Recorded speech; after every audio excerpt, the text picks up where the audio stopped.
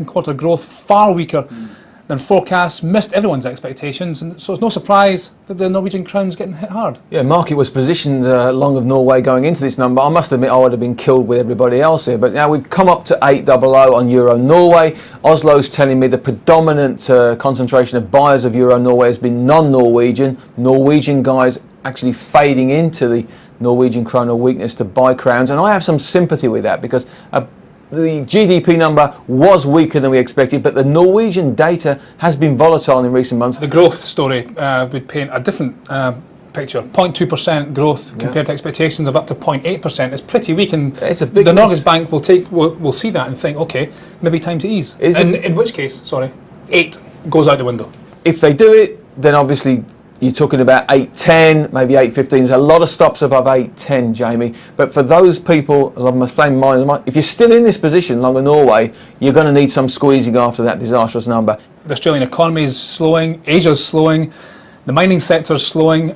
So why aren't we below 90 on Aussie? I mean, is it 90, 92 the range, Jamie? That's what I'm thinking, because yesterday I came in, talked to a lot of guys in Asia when the Aussie was around 92, 10 level. Now we're going to be, we've gone short of Aussie up here. The RBA is going to be what, as it turned out. So we need to be short of Aussie into the RBA, not after the RBA. So those guys were short. They've come back and took their Aussie back in the low 90s this morning.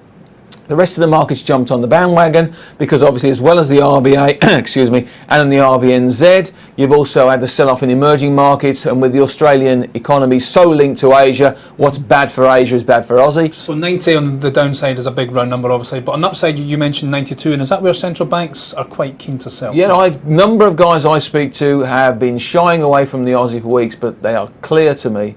If we get above 92, that 92 handle, they have an interest to sell some Aussie. And to finish up the euro, just before we came on air, the euro popped above 134. It's a 2-month high, $1.34. Pretty remarkable, and doesn't really tie in with this overwhelming consensus that the dollar's king. No, I love the dollar, as you know, but at the moment we're in the situation, it's not just the dollar, it's developed markets versus emerging markets. And developed markets doing that Mark Twain thing, rumours of my death are greatly exaggerated. Everybody wrote off developed markets, emerging markets, BRICS, you name it, we'll have it. Well, it's come back with a vengeance.